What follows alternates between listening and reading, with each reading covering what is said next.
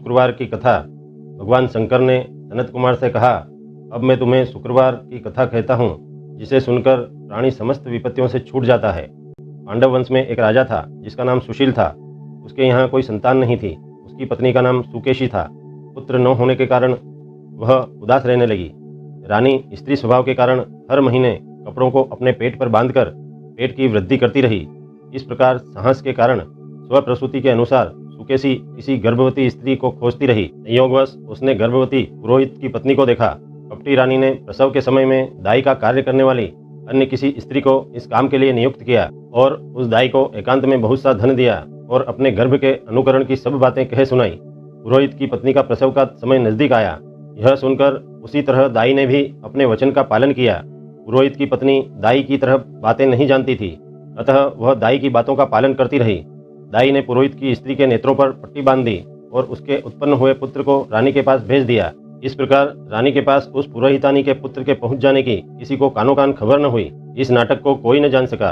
रानी ने अपनी दासियों द्वारा राजा को खबर करा दी कि उनके यहाँ पर पुत्र उत्पन्न हुआ है, और उधर दाई ने पुरोहितानी के नेत्रों से पट्टी खोल दी। वह अपने साथ मांस की एक पिंडी लाई थी।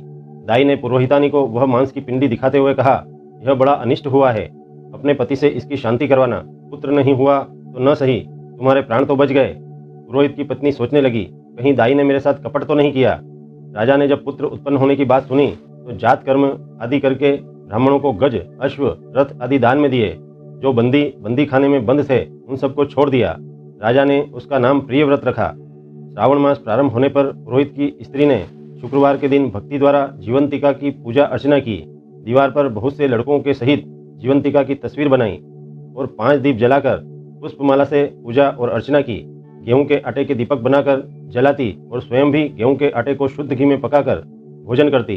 भोजन के पश्चात जीवंतिका से प्रार्थना करती कि हे माता, जहाँ भी मेरा पुत्र हो उसे सुरक्षित रखना। इस प्रकार प्रार्थना करने के पश्चात वह कथा सुनती और यथाविधि नमस्कार करती।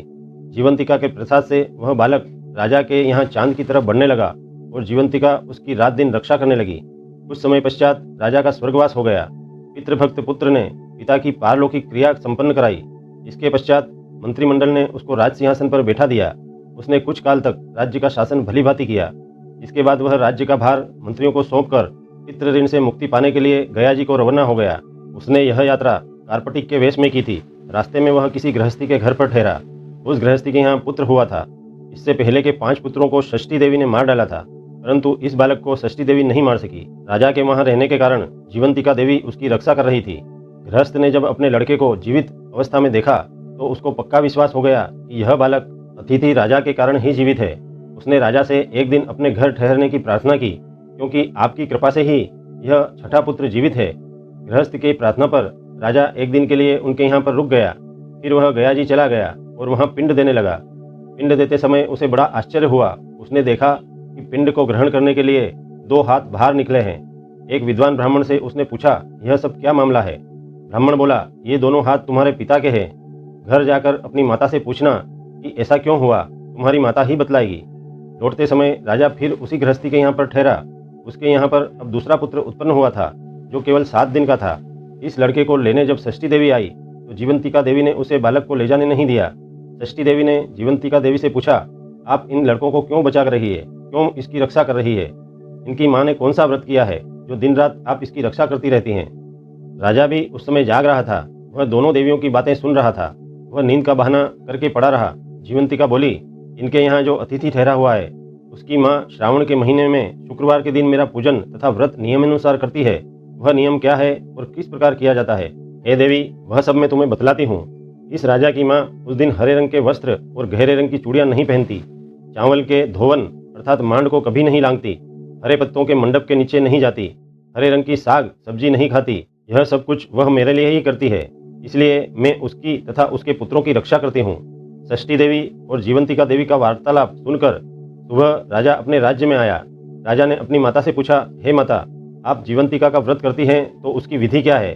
राजा की माता ने उत्तर दिया, मैं जीवंतिका का व्रत नहीं करती, इसलिए मुझको उसको करने की विधि नहीं पता। यह सुनकर राजा को बड़ा ही आश्चर्य हुआ और सोचने लगा कि मेरी माता कौन है। राजा ने गया यात्रा के फल प्रत्यार्थ ब्राह्मणों तथा सुहागिनों को भोजन कराने की इच्छा प्रकट की और उसके यहाँ हरे वस्त्र, हरी चूड़ियाँ आदि परीक्षार्थ भिजवाए। दूत ने सबके यहाँ संदेशा दिया कि आप सब राजा के यहाँ भोजन करने आए। पुरोहित की पत्नी ने राजदूत से कहा, मैं हरे रंग की कोई भी चीज़ नहीं लेती। राजा को यह समाचार मिलने पर पुरोहित की पत्नी के लिए लाल रंग के वस्त्र और लाल रंग की चूड़ियाँ भेजी गई। पुरोहित की पत्नी ने उन चीज़ों को ले लिया और राजमहल में आई। पुरोहित की पत्नी को देखकर राजा ने हाथ जोड़कर उनका अभिवादन किया और नियम का पालन करने का कारण पूछा।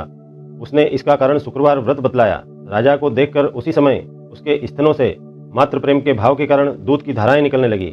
उस दूध के कारण राजा भली प्रकार सिंचित हो गया। गया जी में 2 हाथ निकलने से तथा रास्ते में गृहस्थी के यहाँ देवी से बातचीत और स्तनों से दूध निकलने से राजा को पक्का विश्वास हो गया कि यही उसकी माता है। राजा ने पूछा, हे माते, भय मत करो और मुझे मेरे जन्म का सही सही हाल बताओ। सुकेशिनी ने उनके जन्म के सब तथ्य बता दिए। राजा ने प्रसन्न होकर अपना जन्म देने वाले माता पिता को नमस्कार किया और उनको संपत्ति देकर उनका मान बढ़ाया। एक दिन रात को राजा ने जीवंतिका देवी से प्रार्थना की, हे देवी, मेरे जन्मदाता माता पिता तो मौजूद है, फिर गया में पानी से 2 हाथ किसके निकले थे? देवी ने राजा को स्वप्न में ही उत्तर दिया, हे राजन, मैंने तुम्हें विश्वास दिलाने हेतु ऐसी माया रची थी, इसमें तुम कोई संदेह न करो। भगवान शंकर बोले, हे सनत कुमार, मैंने तुम्हें शुक्रवार के व्रत का जो महात्म्य कह सुनाया, इस व्रत को श्रावण के मास में करने से मनुष्य की समस्त इच्छाएं अवश्य पूर्ण हो जाती है।